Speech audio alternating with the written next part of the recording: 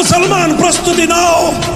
শহীদ আবু সাঈদ যেভাবে ফ্যাসিবাদকে বিতাড়িত করবার জন্য জালেমের বুলেটের সামনে বুকটা টান করে দিয়েছিল, বাংলার মাটিতে আরো আবু সাঈদ আছে না নাই?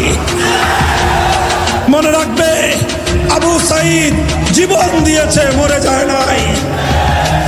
আবু সাঈদের প্রাণ প্রদীপ নিভে গিয়েছে, আবু সাঈদ মরে নাই। আবু সাঈদ জীবন দিয়ে অমর হয়ে থেকেছে।